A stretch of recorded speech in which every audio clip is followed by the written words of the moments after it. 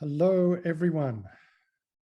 Welcome to today's InSPIRe Symposium. I want to thank everybody, the team behind the screen who worked so hard to make this a success today. You've done an outstanding job again. Thank you. I'd like to thank the InSPIRe task force and all the people that joined us for the workshops last month.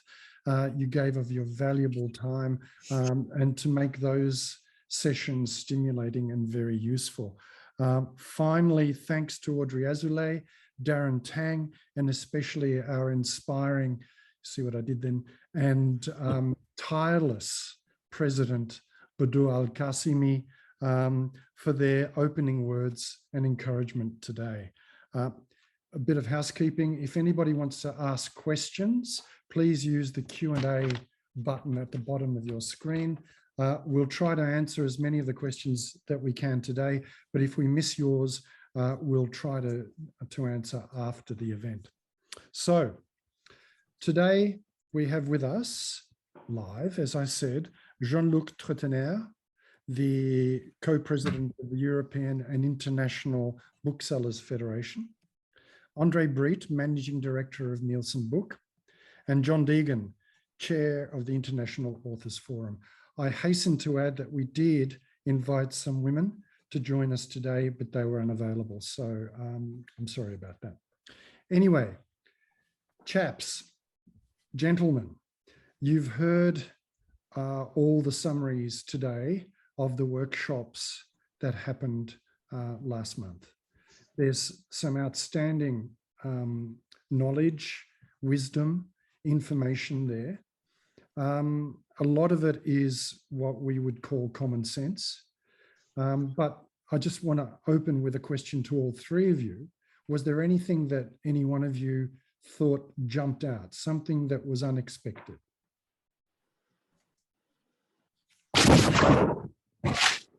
There goes your microphone again.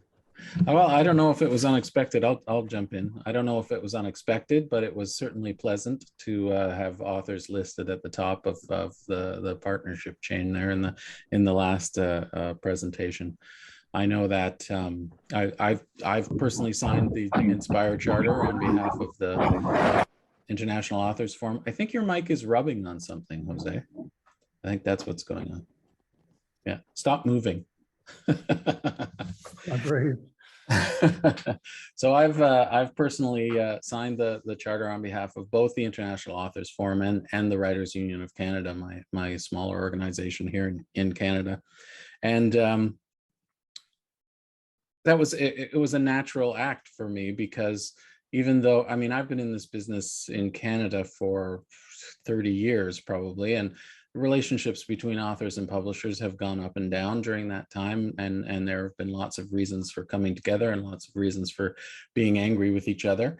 But I have to say, over the last 10 years, I've never seen such a strong partnership between the two sectors within the one larger sector, and that's mainly because of all of the copyright troubles that we've been having in Canada. And then over the last 2 years, that has really sort of cemented that cooperation and that mutual respect.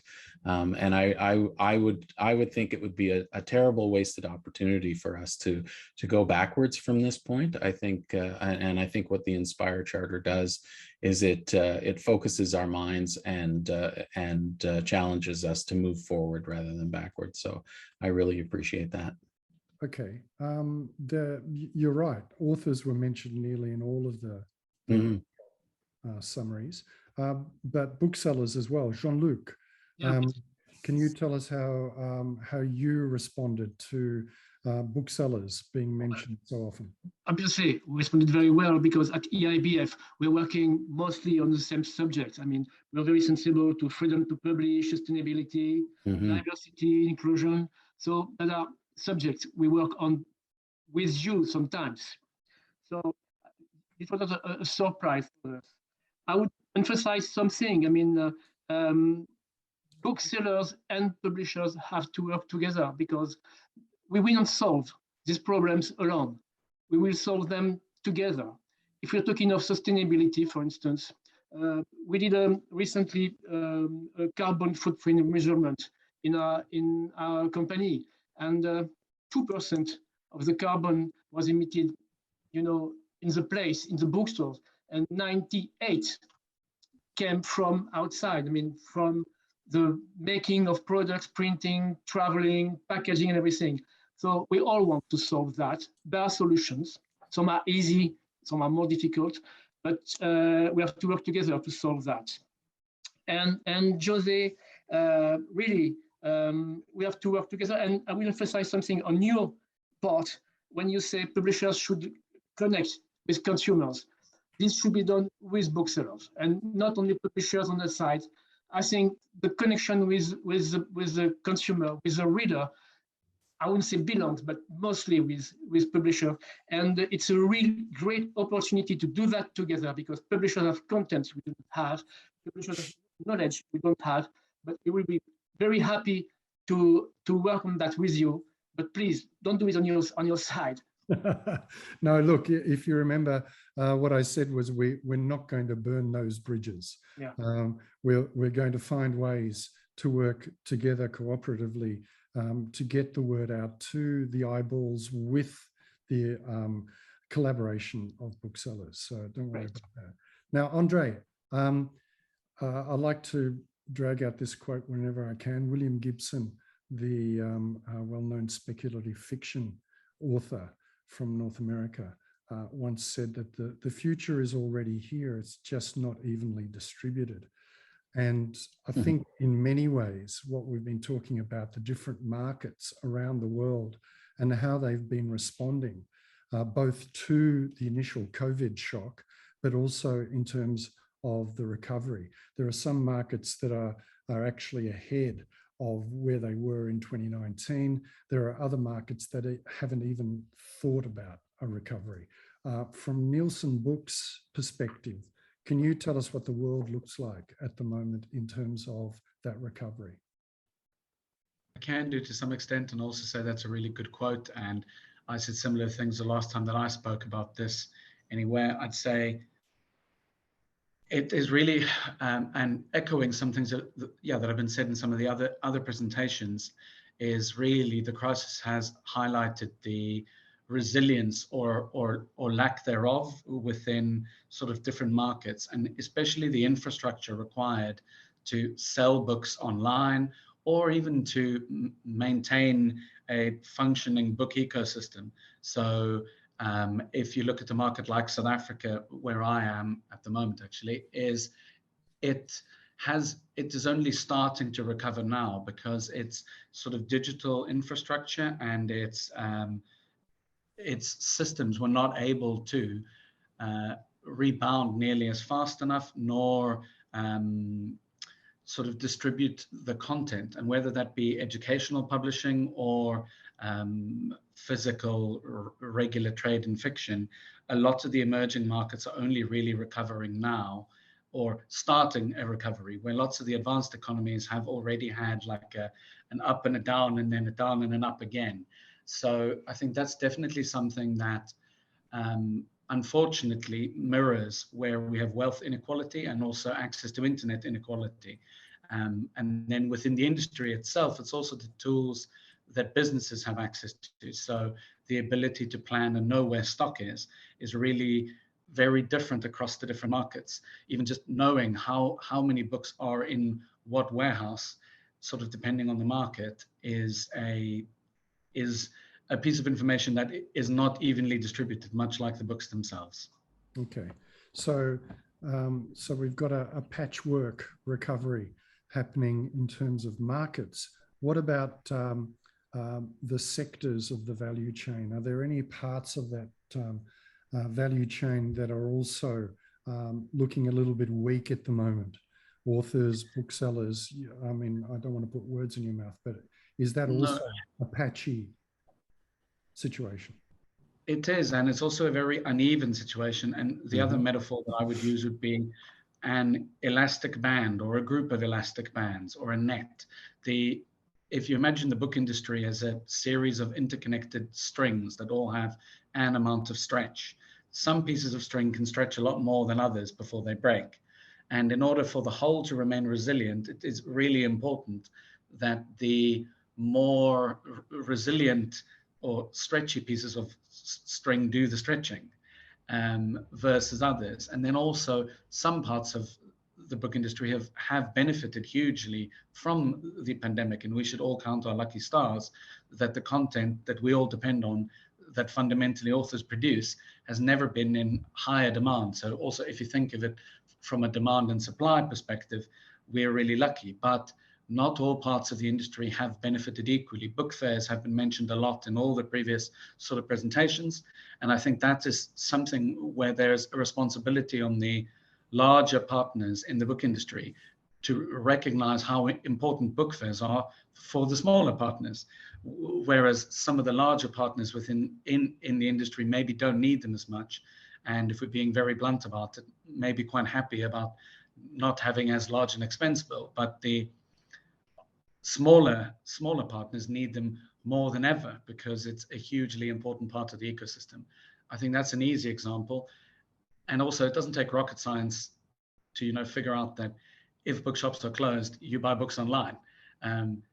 That in itself will have changed some shopping habits, and it's very important that we then work as an industry to make sure that the physical discovery and the live event element of the book industry, and especially of book selling, is still viewed as important as it was before.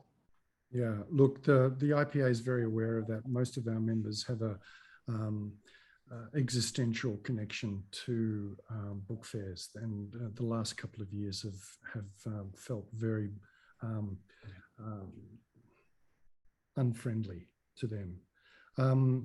Okay, so we've done a little bit of downtime. Can I just jump in on that point that? Oh, please go ahead, John. Andre was saying. Yeah, I mean, talking about the relative resiliency of the parts of writing and publishing, it's been a really rough ride for authors the last 2 years.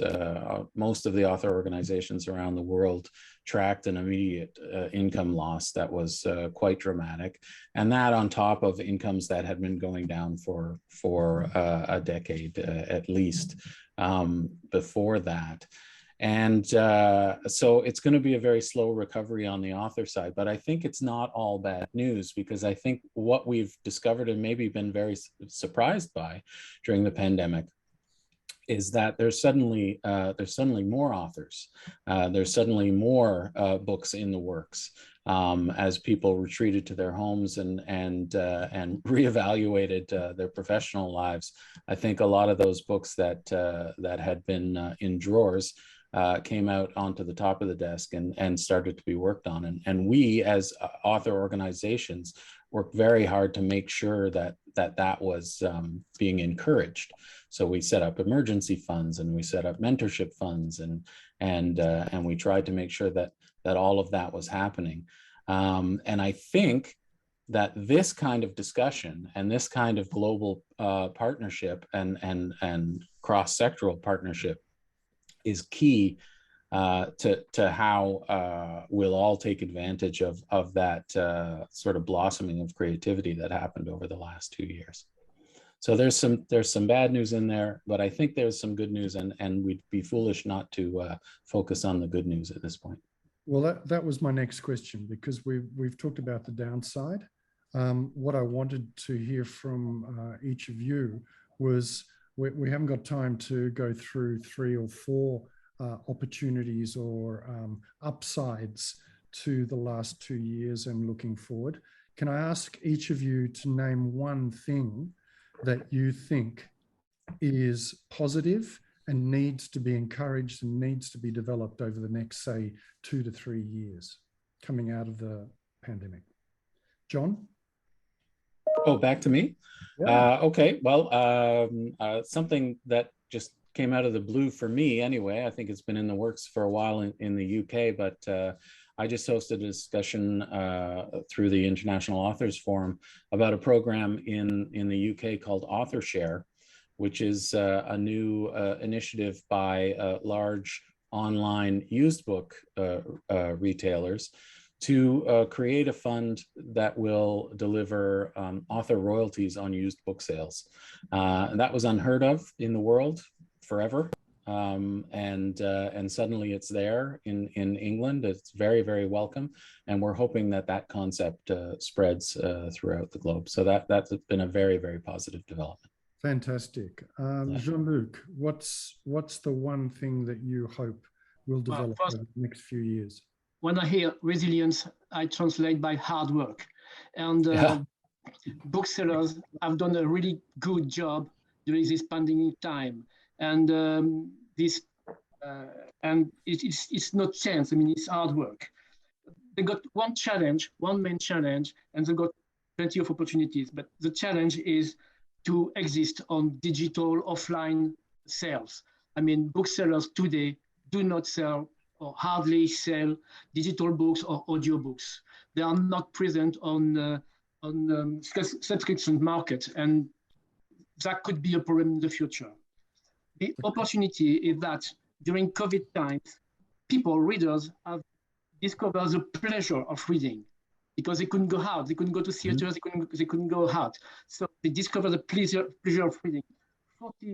33% rediscovered the pleasure of reading, and that's linked to the tech we've been talking before.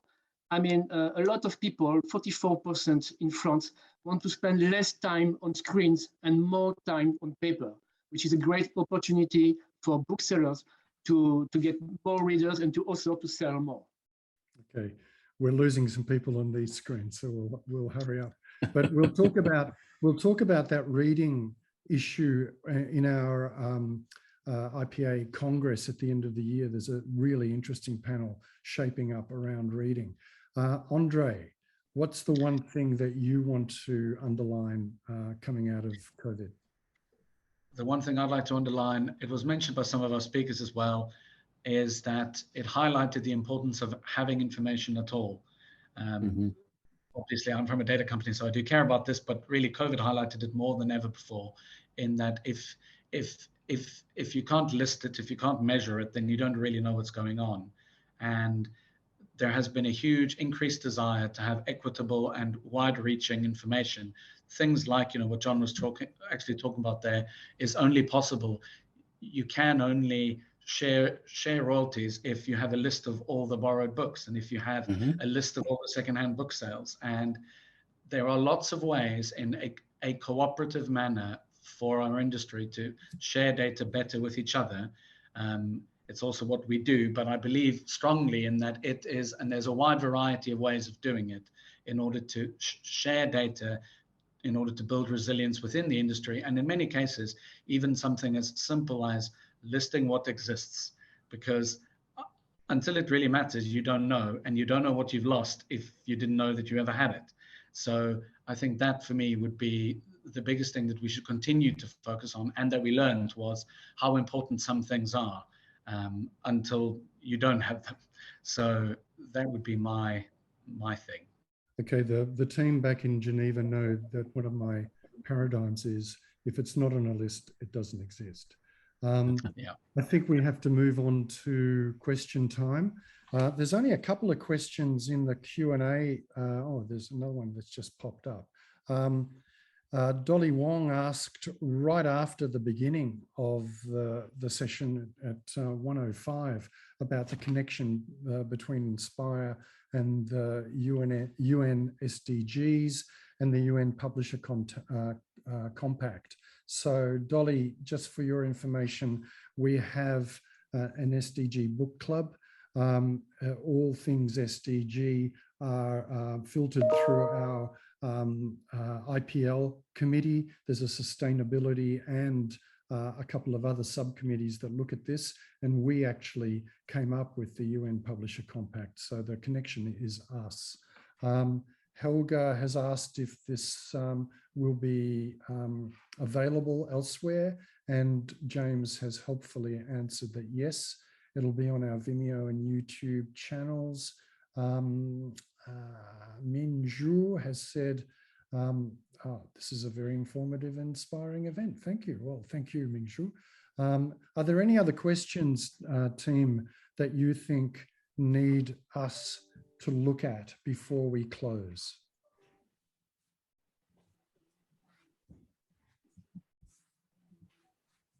I would encourage everybody to go to the International Authors Forum website and look at the 10 principles for fair contracts, because I think that's a discussion that's open in the world and one that we need to continue.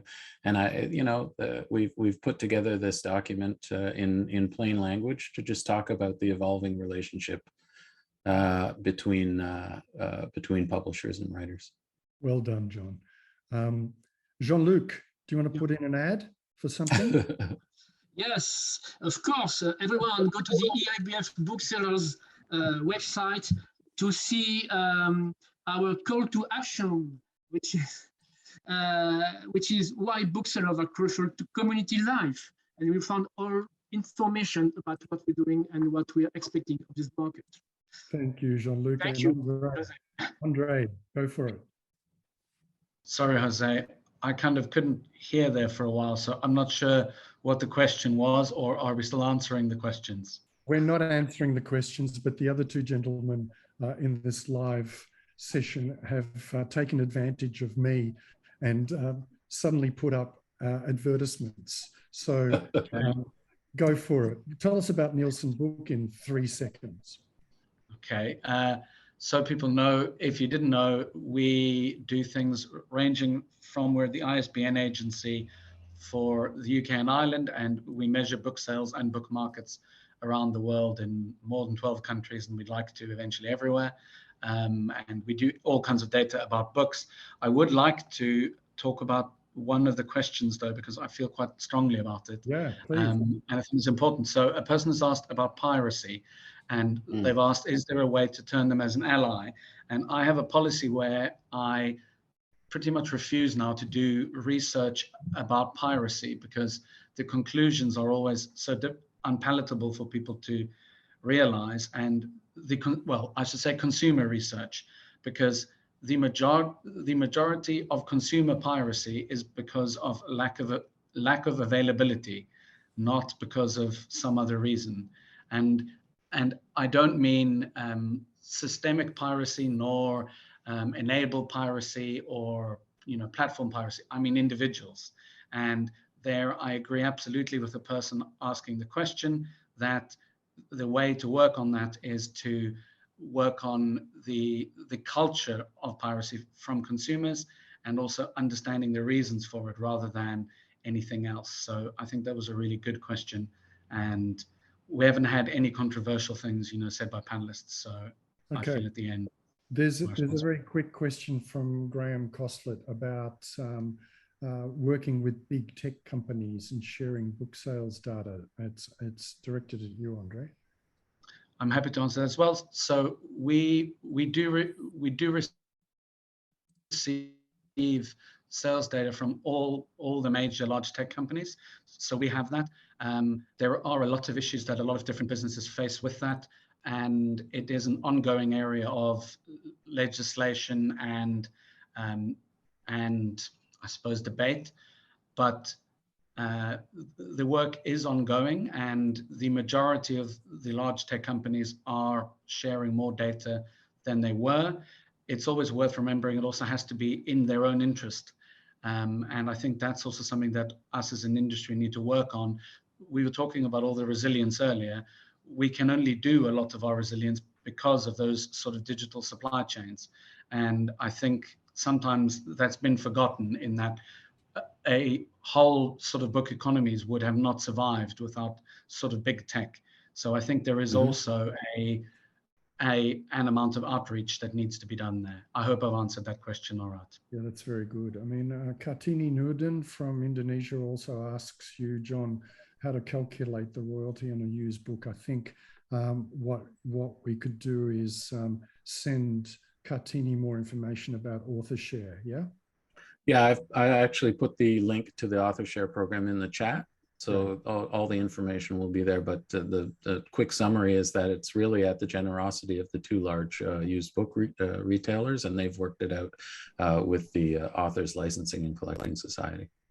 Okay, so I think we're near the end. Most people have had their questions answered. I'd like to thank our three panelists, Jean-Luc, André, and John, for their time and their wisdom today. It's been great. It's been fun. It's been dangerous. That's what live TV, live Zoom is all about. I hope everybody got something out of that. I really hope that you enjoyed the summaries of all the workshops that we went through in January. They were a lot of fun. I learned a lot. I hope you got something out of it. We're going to move on with the InSPIRe initiative. Badur and the team will be back to you about the next steps soon. And I think that's it from us. And we'll end up with some testimonials about InSPIRe. So thank you everybody for your time. Goodbye. Great. Terrific work, everyone. Thank you very much for having us.